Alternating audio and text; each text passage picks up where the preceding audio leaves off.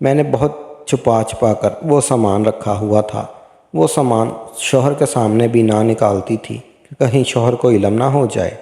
یوں ہی store room کے ایک ڈبے میں چھپا کر رکھتی، اور شوہر کے جانے کے بعد جب ساس سو جاتی تو میں اسے اکیلے کمرے میں لے جاتی، اور وہ ایک ایسا کھلونا تھا جس نے میری زندگی خوشیوں سے بھر دی تھی، ایسی خوشیاں جو میرا شوہر بھی مجھے دے نہیں سکتا تھا۔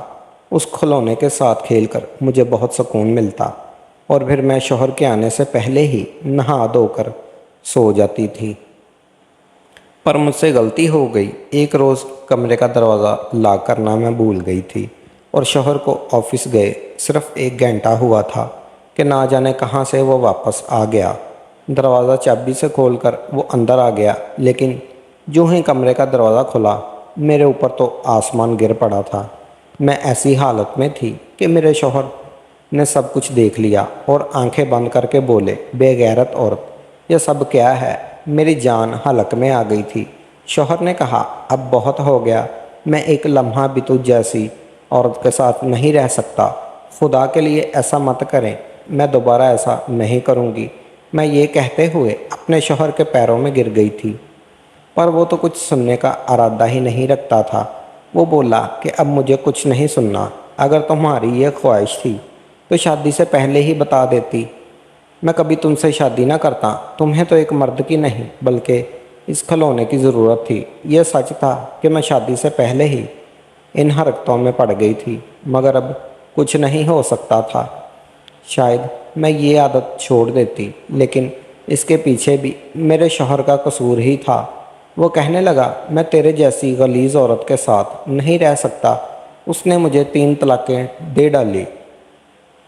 میرے دماغ میں پرانی یادیں گردش کر رہی تھیں۔ جب میں جیل میں میرے ساتھ بیٹھی ایک عورت نے میرا کندھا اور اپنی کہانی شروع سے بتاؤں، میں نے بولنا شروع کیا۔ میں اپنی ماں باپ کی اولوکتی اولاد تھی۔ میرا شروع سے اپنے باپ کے ساتھ بہت پیار تھا، جس کی وجہ سے طبیعت میں ضد اور غصہ کوٹ کوٹ کر بھرا ہوا تھا۔ ابھی میں چھوٹی ہی تھی کہ میرے باپ نے میری دوسری شادی کر لی اور دوسرے شہر شفٹ ہو گیا۔ میں اور میری ماں نے اپنے رشتہ داروں کی باتیں سنتے سنتے زندگی گزارنا شروع کر دی۔ ابو وقتاً فوقتاً تھوڑا بہت خرچ بھی بھیج دیتے، کبھی کبھار مل بھی جاتے، لیکن ہمارے پاس کبھی نہیں رکتے تھے۔ اب میں پہلے سے زیادہ من مانی کرنے لگی، کوئی زیادہ روکنے ٹوکنے والا نہیں تھا۔ اسی وجہ سے میں بہت زیادہ خود سر ہو گئی تھی۔ اپنی مرضی کا اسکول، پھر اپنے ہی مرضی کے کالج جانا شروع کیا۔ ہم گاؤں میں رہتے تھے۔ میں نے میٹرک اچھے نمبروں سے پاس کیا تھا۔ میرے ددیال میں کوئی بھی میرے جتنا پڑھا ہوا نہیں ہے۔ خیر، اسکول تک تو ٹھیک تھا، میں اپنے دائرے میں ہی رہی تھی۔ اس زمانے میں موبائل فون کا بھی اتنا رواج نہیں تھا، لیکن جیسے ہی اسکول سے شہر اور کالج جانے لگی تو اپنی حد کو بھولنے لگی۔ میرے پاس اپنا ذاتی سیل فون تو نہیں تھا، لیکن امی کا سیل فون اب میرے پاس ہی رہنے لگا تھا۔ اکثر کالج لے جاتی۔ شہر جانے سے نت نئی اکیڈمی جانے کا اتفاق ہوا۔ یہاں پر موبائل لے جانے پر کوئی پابندی نہیں تھی۔ میں خود شہر کے ماحول میں رنگنے لگی تھی، جہاں دل کرتا اپنی دوستوں کے ساتھ چل پڑتی۔ کسی کو کچھ پتہ نہیں ہوتا کہ میں اپنے کالج یا پھر اکیڈمی سے کہاں کہاں کی خاک چھانتی ہوں۔ گھر میں ابو ابی کو بس یہی پتہ ہوتا کہ میں پڑھنے جا رہی ہوں۔ انہیں دنوں میرے اپنے کزن کے ساتھ فون پر رابطے شروع ہوئے۔ اپنے کزن کے ساتھ کال پر لمبی لمبی بات کرنے کا سلسلہ چل نکلا، اور پھر میں نے ایک دن امی کے منہ سے سنا تھا کہ وہ چاہتی ہیں کہ میری اس کزن سے شادی ہو جائے۔ اب وہی کزن خود سے میری طرف بڑھا تو مجھے اس سے بات کرنے میں کوئی برا نہیں لگا تھا۔ میں کسی غیر سے نہیں بلکہ اپنی پھپھو زاد کزن سے ہی تو بات کرتی تھی۔ تب میرے خیال میں یہ زیادہ برا نہیں تھا۔ میرے کزن کے ساتھ فون پر رابطے کے بارے میں میری امی کو بھی پتہ تھا۔ میرا دل میں تھا کہ میرا کزن مجھ سے ایسی نیت سے بات کرتا ہے جس نیت سے میں کر رہی ہوں، اور پھر ایک ایسا ہی ہوا۔ میری پھپھو نے اپنے بیٹے کے لیے میرا ہاتھ مانگ لیا اور میرا رشتہ اس کے ساتھ طے ہو گیا۔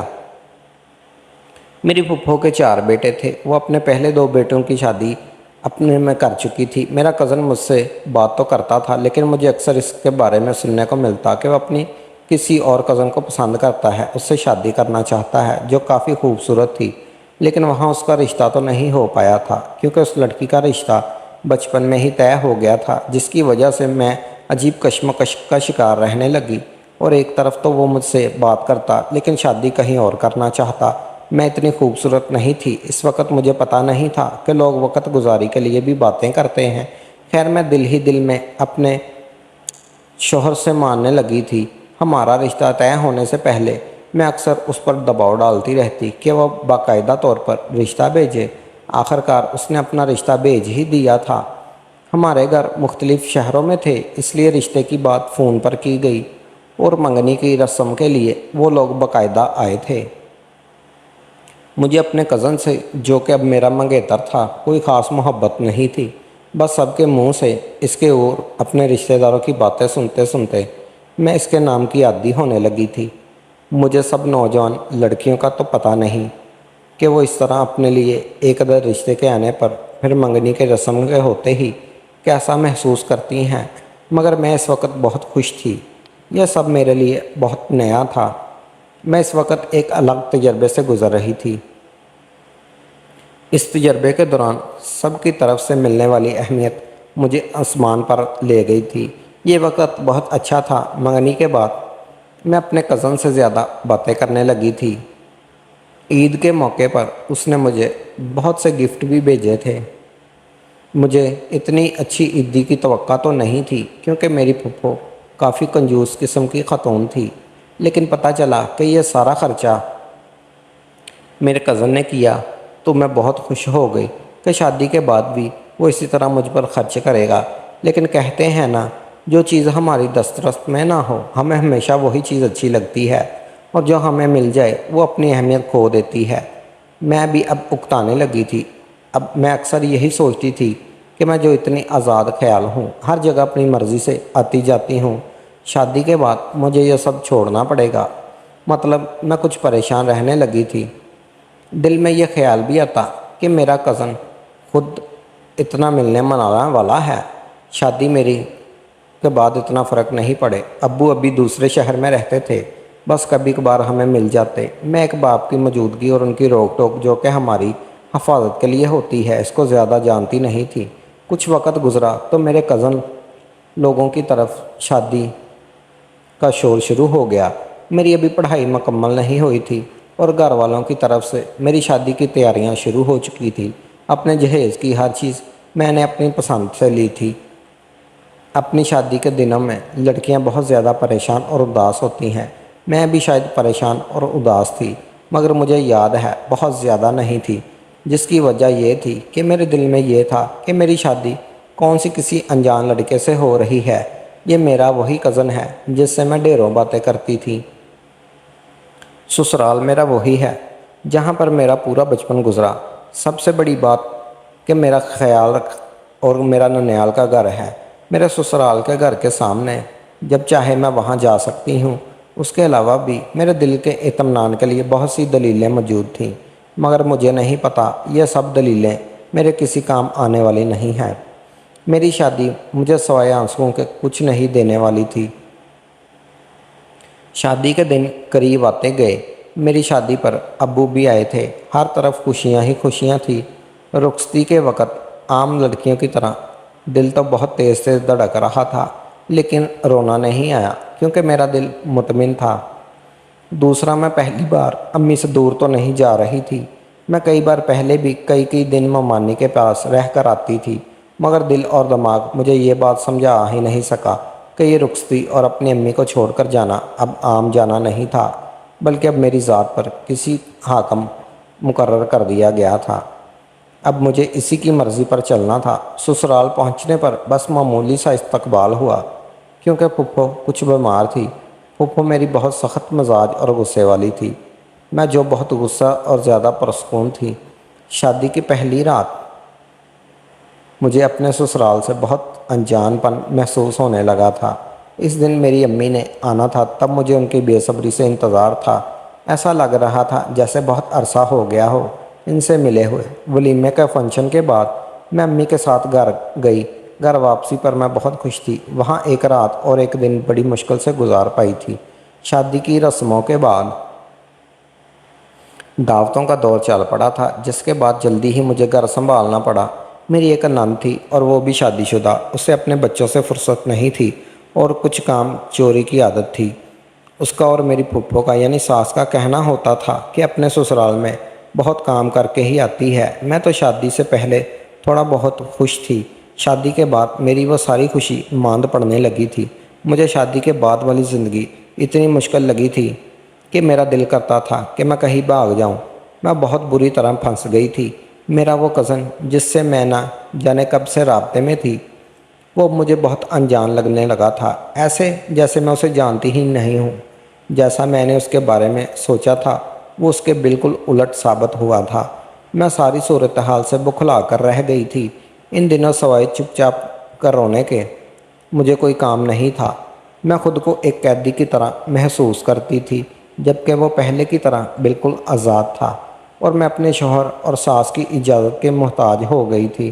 میرا شوہر اپنی ماں کے سامنے اپنے نمبر بڑھانے کے لیے میرے بارے میں کچھ بھی بول دیتا تھا، اور دونوں ماں بیٹا بے حد بے چاہ پابندیاں لگانے میں بھی ماہر تھے۔ مجھے اپنے ننیال اور یہاں تک کہ پارلر والی لڑکی کے پاس جانے کے لیے بھی اجازت لینی پڑتی تھی۔ میرے سب جانٹیاں ساس سے دب کر رہتی تھیں۔ میں ایک ایسا لفظ نہیں نکالتی تھی۔ میرے جو کچھ پیپر رہتے تھے اس کو دینے کے لیے بھی ساس سسر کی بہت زیادہ باتیں سننے کو ملتی تھی۔ میں جب پیپر دینے کے بہانے امی کے پاس گئی تو انہیں دنوں مجھے پتہ چلا کہ میں ماں بننے والی ہوں۔ تب مجھے کوئی خوشی نہیں ہوئی، بلکہ اگر میرے لیے آسان ہوتا تو میں کسی کو پتہ لگنے سے پہلے ہی بچہ ختم کروا دیتی، کیونکہ میرا خود کا وہاں رہنا مشکل تھا۔ اب ایک بچے کے ساتھ وہاں کیسے رہ پاتی؟ لیکن پھر وہی بات، سب کو یہ خبر ملی تو بہت خوش ہوئے، جس پر میں ایک بار پھر سب کی نظروں میں اہمیت حاصل کر گئی تھی۔ مجھے لگا تھا کہ مجھے سسرال میں اب عزت ملے گی، میری زندگی آسان ہوگی، میری بات مانی جائے گی، لیکن ایسا کچھ بھی نہ ہوا، بلکہ یہ 9 ماہ نے بڑی مشکل سے گزارے۔ میرا شوہر مجھے آسانی سے چیک اپ کے لیے کسی لیڈی ڈاکٹر کے پاس لے جانا گوارا نہیں کرتا تھا۔ میری حالت اتنی خراب تھی کہ اب میری جیٹھانی جو اپنے الگ کمرے میں رہتی تھی، وہ بھی میرے شوہر کو اس کی لاپرواہی کا احساس دلانے لگی۔ دوسرا مجھ پہ یہ پریشر تھا کہ میرے شوہر کو پہلا بچہ بیٹا چاہیے تھا، لیکن پھر کچھ عرصے بعد ہی چیک اپ سے پتہ چلا کہ بیٹا ہے۔ تب میری پریشانی کچھ کم ہوئی تھی۔ بیٹے کی پیدائش پر بہت زیادہ خوش تھی۔ اپنے بیٹے کے رونے پر میری آنکھوں میں آنسو آ جاتے تھے۔ میرے شوہر کا رویہ بھی میرے ساتھ کچھ بہتر ہو گیا تھا۔ اس کی زندگی کی عادی ہونے لگی تھی، لیکن بس آہستہ آہستہ پھر میری زندگی میں کچھ ایسا ہوا کہ میرا شوہر مجھے چھوڑنے کو تیار ہو گیا۔ میرے شوہر کا باہر کی عورتوں کے ساتھ کافی ملنا جلنا تھا، جس پر میرے ننیال والوں نے باتیں بنانا شروع کر دی، جس پر میرے شوہر نے اپنے اوپر بات آنے پر مجھے طلاق دینے کا فیصلہ کر لیا۔ میں اس وقت امی کے گھر پر تھی جب مجھے اس کی کال آئی، اور اس نے کہا میں اس کے لائق نہیں ہوں اور اب ہمیشہ ادھر ہی رہوں، کہ اس کے گھر آنے کی کوئی ضرورت نہیں۔ میں پاگل جواب سمجھنے لگی تھی کہ میں اب ایک بیٹے کی ماں ہوں۔ میرا شوہر اپنے آپ بہت پیار کرتا ہے اور میرے پاؤں اب اپنے سسرال میں مضبوط ہو گئے ہیں۔ یہ سب باتیں میرا وہم تھی۔ میری امی کا رو رو کر برا حال تھا، لیکن ایسا نہ ہو سکا اور رشتہ داروں کے سمجھانے پر صلح ہو گئی اور امی مجھے سسرال چھوڑ گئی تھی۔ زندگی اور آگے بڑھی اور مشکلات بھی بڑھنے لگی۔ تب پہلے جو میں چپ کر برداشت کرتی تھی، اپنی ساس کی جلدی گٹی سنتی تھی، انہیں جواب دینے لگی تھی۔ میری شادی کو 5 سال کا عرصہ گزر گیا تھا۔ اس دوران اللہ نے مجھے ایک اور بیٹے سے بھی نواز دیا تھا۔ ان 5 سالوں میں نے اپنی زندگی کے بہت سے موسم دیکھے تھے۔ میرے اندر اس تلخ زندگی کی وجہ سے کرواہٹ کھل گئی تھی۔ اس کے علاوہ بھی بہت سی ایسی باتیں تھیں جو میرے لیے ناقابل قبول تھی۔ میں اب اپنی ساس سے پورا مقابلہ کرتی تھی۔ بے شک میرا یہاں اب دل نہیں لگتا تھا، مگر اب یہاں رہنا میری مجبوری تھی۔ اپنے شوہر پر اب بھی مجھے اتنا مان نہیں تھا کہ وہ مجھے بھی کبھی نہیں چھوڑے گا، کیونکہ مجھے پتہ چل چکا تھا کہ یہ رشتہ ایک کچے دھاگے کا ہے جو کسی بھی وقت ٹوٹ سکتا ہے۔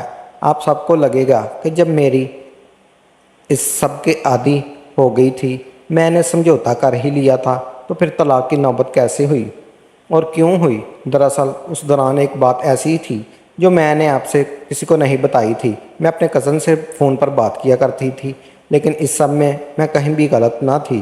وہ آپ کو بتا نہیں پائی۔ شاید اپنے بارے میں غلط کہنا تھوڑا مشکل ہوتا، خود کو دوسروں کی نظروں میں گرانا آسان کام نہیں بالکل، لیکن میں جو ابھی تک اپنی غلطی یا پھر گناہ نہیں بتاؤں گی تو میری کہانی کبھی مکمل نہیں ہوگی، اور میرا وہ گناہ اور وہ غلطی ہی میری طلاق کی وجہ بنی تھی۔ اپنا اسکول اور کالج جانا اور کالج جاتے ہی وہاں کی رنگینیوں میں گم ہو جانا، اور اپنی کوتاہیوں اور گناہوں کو تو میں بھول ہی نہیں سکتی۔ شادی سے پہلے میں جب اپنے کزن سے فون پر بات کرنے لگی تو یہ بھی میرے لیے ٹھیک نہیں تھا، مگر اس کے ساتھ ساتھ میرے ایک لڑکے پر فون پر بات کرنے لگی تھی۔ مجھے اتنی بری عادت پڑ گئی تھی کہ میں اپنے کزن سے زیادہ سے لڑکے سے باتیں کرتی، اور امی کو لگتا تھا میں اپنے کزن سے بات کر رہی ہوں۔ وہ لڑکا ہمارے شہر کا امیر ترین لڑکا تھا، کالج کے نزدیک ہی اس کا گھر تھا۔ اس لڑکے سے اتفاقاً ایک بار میری کسی اور لڑکی کی وجہ سے بات ہوئی تھی، لیکن پھر اس کے میسج بھی آنے لگے تو میں اس کی طرف متوجہ ہو گئی۔ وہ لڑکا کسی بھی لڑکی کو پھنسانے کا گن جانتا تھا۔ ہم فون کال سے ہٹ کر ملنے لگے تھے، کبھی اس کے گھر کے سامنے اور کبھی تنہائی میں۔ تنہائی میں ہمیشہ شیطان ورگلانے کا کام کرتا ہے۔ میں بھی بہک گئی تھی اور ہر حد کراس کر گئی تھی۔ اس لڑکے کو میری منگنی اور پھر اس کے بعد شادی کا بھی پتہ تھا، لیکن پھر بھی ہم ایک دوسرے سے بات کیے بنا نہیں رہ پاتے تھے۔ وہ مجھے مہنگے مہنگے گفٹ دیتا تھا، لیکن شادی سے پہلے میں انہیں استعمال نہیں کر پائی تھی۔ اس کے لیے گفٹ کچھ میں اپنے سسرال میں لائی تھی اور اپنے جہیز کا سامان کے طور پر استعمال کرنے لگی تھی تاکہ کسی کو شک نہ ہو۔ شادی کے کچھ عرصہ میں نے اس لڑکے سے سارے تعلقات ختم کر لیے تھے، لیکن جب میرا شوہر مجھے توجہ نہ دیتا تو میں نے پھر سے اسی لڑکے سے رابطہ کر لیا، جو میری سب سے بڑی غلطی تھی۔ سسرال میں اب سب چھپ کر میں اس سے فون پر باتیں کرتی تھی۔ ایک دو بار تو میرے شوہر کو بھی مجھ پر شک ہوتے ہوتے رہ گیا تھا۔ اس کے بعد میں کچھ عرصہ محتاط رہی، لیکن پھر دوبارہ اپنی روٹین پر آ گئی۔ جب بھی اپنے سسرال سے امی کے پاس آتی تو اس لڑکے سے لازمی ملنے جاتی۔ وہ مجھے ہر بار ایک تحفہ دیتا۔